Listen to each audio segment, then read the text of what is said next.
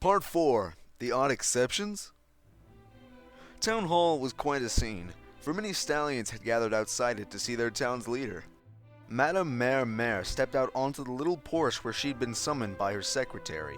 The group of maybe 30 stallions spotted her and broke into an angry, wild shouting as soon as she came out. "Oh jeez," Mare mumbled. They waved signs at her, stomped their big hooves, and hopped back and forth like hungry dogs. The crowd roared back and forth, flailing wildly. Mare had heard of this group of odd ponies of the past couple of days. The size of their organization had grown exponentially and was still growing rapidly. In a mere week, they'd gone from nothing to over 30, and the result was startling. She put up her hooves, going to the podium that had been set up for her. There was lots of shushing and jitter stomping as the group quieted itself. Nervous and excitable stallions were always so hard to deal with. "As mayor of Ponyville, I greet you," she said, like she was meeting a group of aliens. She put up her hooves again before they started shouting. "And I have been told that you are unhappy with your, situations, and I want you all to know that we will do our best to help you. Now, what did you want exactly?" she asked. Every stallion and one dragon rolled his eyes, throwing up his arms to the sky in frustration. She was aware of them, but didn't know what they wanted. The signs started coming out, waving wildly back and forth. Mare squinted as she read over the words. Equal pay? More days off? Full sitters on Sundays? Rights to leadership in government? She cocked her head, but kept reading. Down with the mayor? She looked offended. "Hey, now, I certainly do my best to run Ponyville." Madame Mare gave a grumble, turning and trying to compose herself a bit better. "Don't you stallions think most of these things are things you should be able to handle with your own herds?" "We're tired of being second class," said one stallion in guard armor. "We're tired of raising the foals and staying in the kitchen." "And out in the fields," said a stallion from the Carrot family. "And pulling all the trains to Canterlot," said an engineer stallion. "I want to play music in a rock band, yeah!" Snowflake produced a little flute, waving it like a weapon. No pony dared tell him that flutes were not played in rock bands. "I want to bake cakes," Mr. Cake said, rearing a bit. "I'm always stuck cleaning and moving boxes." "I want to act," said Spike from atop Big Mac's back. "But I always have to do Twilight's housework and most of the library's chores. We want less taxes for our lower wages. We're tired of being left to clean house and do all the hard work." Madame Mare tilted her head, trying to take it all in. Where had this firestorm erupted from? Now, every pony. This is a lot of completely different problems." She tried to maintain the nervous smile on her face. She wasn't very good at dealing with big, angry crowds. "Shouldn't you be talking with your alpha mares and other herd mates? Setting a good example for your foals?" She tried diplomacy, though not very well. "We keep getting shut down. We're tired of talking to the mayors. We demand action," said Lyra from the crowd. There was a hush. The bachelor herd turned and stared at her, tilting their heads. When had Lyra joined an all-stallion protest? She went hot in the face, hunching a little like some pony might hit her. "Bonbon doesn't even let me go out with friends after dark," she mumbled in a small voice, humbled by all the attention. They looked at each other, then at her. There was some murmuring back and forth. Same problem, just same gender couple? Made sense. Yeah, that was fine. A random stallion put a protest sign into her hoof. "Rabble," she said with a righteous authority, raising the sign high. The stallions instantly recruited a singular mare, joining her rabble with theirs. Please, every pony, just stay calm." Madame Mare pulled at her collar a little. "If you want to make changes in your lives, you have to petition like every pony else." Again, there was quiet. The stallions looked back and forth. Petition? You know, a signed document signed by many ponies saying you want something? Madame Mare offered. "How many signatures do we need to change law or something, for real action to happen?" A stallion in the crowd demanded to know. About 25,000 signatures are needed to petition the crown, not to mention a spokespony to represent the group, Madame Mare said in a small voice. Ugh! The entire crowd roared, throwing up their hooves and shouting at the sky about the unfairness of it all. They stomped and threw their signs and bugged wildly about while the mayor hid behind her podium, smiling a little bit bashfully. Standing around on the front lawn of the town hall shouting, "Rabble, rabble, rabble," isn't helping your cause, Mayor said, trying to be heard over the shouting, stomping ponies. Go home to your wives and herdmates. Talk to them. She's right, somebody shouted. You heard her, every pony. 25,000 stallions right here to sign a petition. Let's make it happen. There were roars of approval back and forth. Mayor suddenly went as pale as a sheet. 25,000 stallions right here in Ponyville? What have I done? She whispered, staring out over the protesters as they began to assign towns and cities to one another. We'll need a spokespony, too, Spike said, sitting on Big Mac's back to think. No offense, Big Macintosh. I know you started all this, but we need some pony who has a way with words. Yep, Big Mac nodded in agreement. Some pony of high station, Spike mumbled, stroking his chin thoughtfully. Some pony big and tough, who's not afraid of anything. Some pony that can represent all the oppressed stallions of Equestria, who'll take our petition to Camelot for the princesses to see. Big Mac deep in thought. He couldn't think of such a pony. I know, Spike suddenly said, thrusting a finger into the air. I know exactly who to get. Stallions on strike, Shining Armor mumbled over his morning coffee, turning over the Canterlot collar. Flipping the newspaper all the way open, he read aloud. The Stallions of Ponyville have quit their jobs en masse, demanding equal rights and pay for their time and efforts. Many are demanding job changes and other radical law creation to equalize the two genders, at least in their area.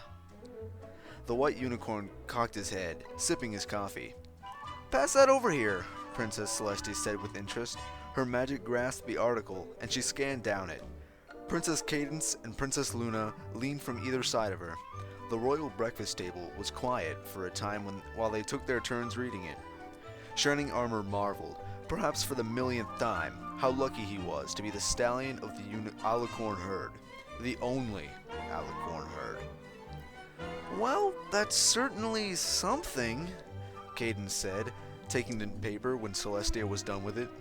The front page had a rather violent-looking action shot of a group of shouting stallions. They were waving signs, and their mouths were open mid-yell. They do look really angry, she said with concern. Equal rights and pay? Luna scoffed, just a bit, rolling her eyes. Mares are paid more because we must do the wooing of the stallions for our herds to grow.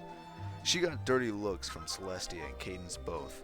Shining Armor got very busy with his sugared hay cereal. He was soldier enough to know when to pick his battles. He stayed quiet. Call us a liar, Tia, Cadence. Luna took the paper and scanned the article herself. We pay for the dinner dates, gifts, and such. She trailed off to read.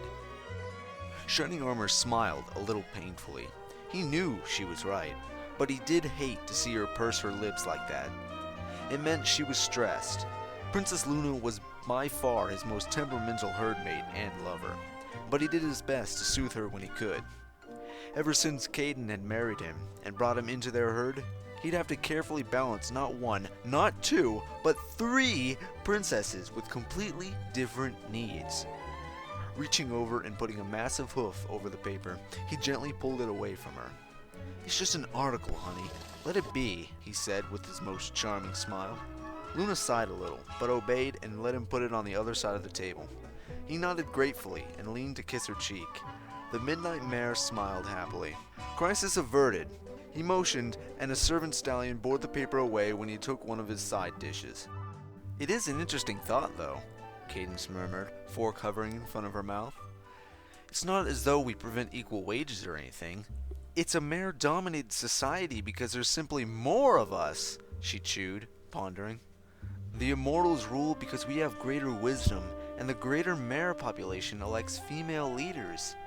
It's only natural. I agree, Celestia said mildly, nodding. Her eyes betrayed inner thoughts, but she didn't voice them. Was she thinking that hard about the tiny article? I wonder what Stallions would do, sister, if they ruled the world. Luna giggled a bit. Shining armor, what would thou do if thou ruled the world for a day? The three of them put their husband on the spot. Shining armor looked back and forth between the three of them, smiling rather bashfully. Well, from where I'm sitting, he gestured to the three of them, I wouldn't change a thing. That got smiles from all three of them, and he knew he had this particular battle well in hoof. See? It's fine, Luna said, smirking a bit. Maybe one of us should visit Ponyville before something bad happens? Cadence asked, cocking her head with concern. I mean, that town is sort of a magnet for trouble, especially with all the elements living there. The power of the 6 gems draws negative magic like a lightning rod, and so it can be destroyed. The Princess of Love worried for her subjects as much as Celestia or Luna. While some ponies didn't accept her as a princess of the realm, she did control the Crystal Empire, and she had brought home a lovely stallion. After years upon years of searching for the perfect mate, of course. For the 3 alicorns to enjoy together. She was a working mare, was all. She couldn't sit on a throne all day like the royal sisters did. It would make me feel better if one of us 3 went to at least soothe them and let them know they're not being completely ignored. Celestia considered. They have a local government for a reason, I heard, Luna said, shrugging and downing the last bit of her orange juice. A griffin would not hunt a rabbit with a ballista bolt, she gestured to her radiant sister. Luna has a point, Celestia finally conceded with a patient sigh. If it turns violent or gets out of control, we can intervene, but those stallions have the right to sort things out for themselves. They don't need our help. You know how much I hate using Deus Ex Machina to end the problems of mortals, she gestured mildly, with a tired expression. If they don't learn to solve their own problems, they'll never actually solve their own problems. We should not baby them, she told her fellow alicorns. They nodded. I wouldn't worry about it either, Shining Armor put in. Besides, He was interrupted when a wisp of magic sailed into the window and poofed into a scroll. Oh hey, a letter from Twily, he said, smiling enthusiastically. I bet this is her take on the whole situation down there. Celestia smiled, nodding. No doubt her student had drawn great wisdom and was reading into the topics of sexism and equality even as they spoke. Though it was odd that it had been sent by a magic vapor and not dragon's fire like usual. Dear Princess Celestia, she read aloud. The royal breakfast table quieted. They always loved hearing from Twilight Sparkle. I am in jail. She blanched at the first sentence. What? Gasped Cadence. What? Gasped Shining Armor. Luna threw her head back into a great bellow of laughter. The massive group of stallions was staring at Derpy Hooves. She looked back and forth between them all. Quite unused to being the center of attention, the wall-eyed mare trembled a little. Yeah? She asked the staring herd. There was mumbling, murmuring, and gesturing at the male mare. They were eyeing her up and down like a mob of unsure villagers that they were. Did you guys need something? Well, Derpy had no herd of her own. She never shied away from the attention of a stallion. She was a mare like any other. But when 30 of them had wandered by and seen her delivering mail to a mailbox, she was suddenly the object of every pony's attention. They surrounded her in a great semicircle where she stood in front of a mailbox. She looked back and forth rather nervously. They were all holding up scary-looking signs that said stuff like, "Down with the mare," and "Mares should do hard work too." The poor gray Pegasus didn't know what to make of them all. Were they going to hurt her? Her tail tugged and she hunched a little, as though expecting to be struck. Her eyes got big and soft. Maybe she shouldn't have wandered so far from the main strip. With all this protesting going on, the group of angry stallions had grown quite large. Suddenly, Derpy was kissed on the cheek by two different stallions. "We appreciate you, Derpy," they told her.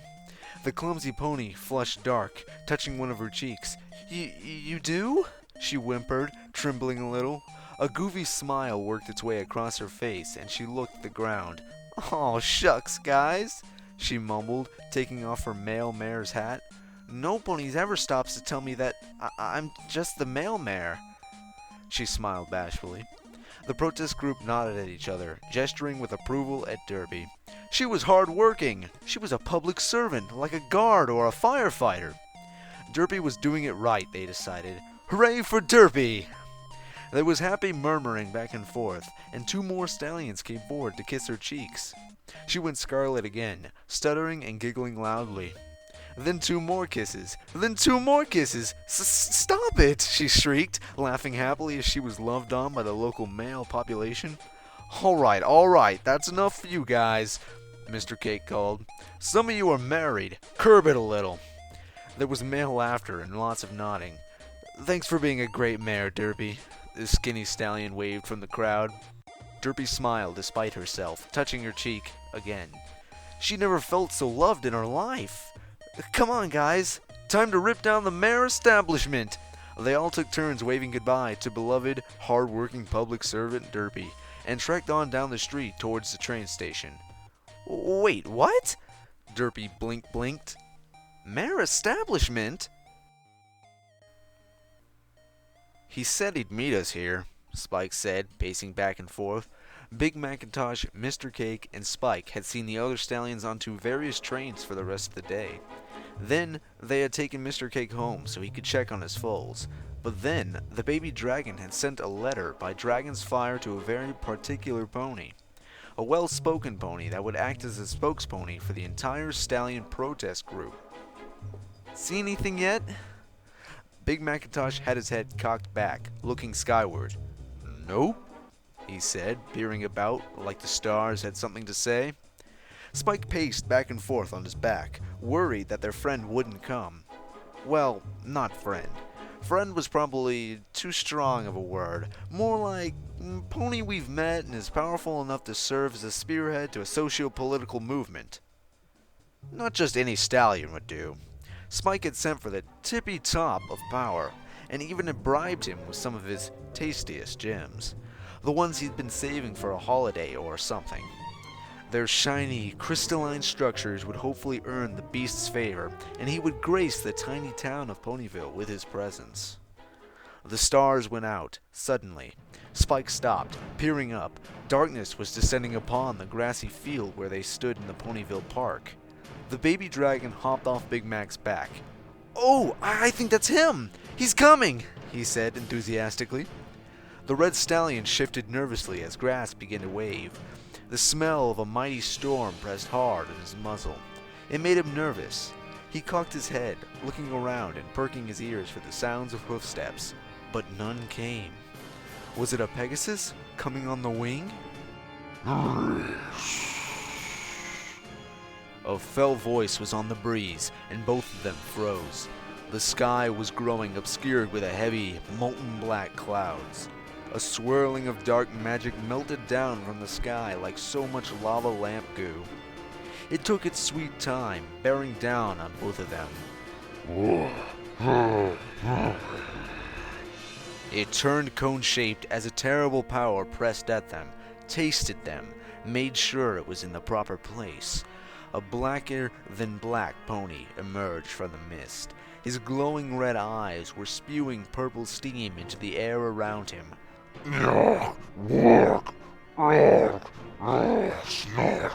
He declared, throwing his chest out as his cape flapped gallantly in the phantom winds of the night. The clouds dissipated, and slowly the normal night returned. Big Mac stared, spotting the crown on his head. He bowed. He had no idea who it was, but he sure looked like royalty to him. Spike bowed too, respectful of his former enemy. King Sombra, thanks for coming. Did you like the crystal-growing aquarium I said I sent you for hearth-warming? Spike asked brightly. Crystals. Sombra nodded happily. coming forward and patting Spike's head with affection. Yuck, work, blog, rah, rah, He looked at Big Mac, wanting to know. Yep, said Big Mac, wanting to be a good welcoming party as well. King Sombra's eyes lidded as his jowls rose to display all his fangs in a terrifying smile. He patted Big Mac's head too, beckoning him to rise. When he did, he found the Earth Pony a full head taller than him. His ego was stung, but he quickly steadied himself.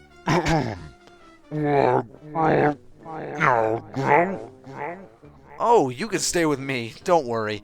Spike led him away with Big Mac. Not a lot of hotels in a town this small. Thanks again for coming.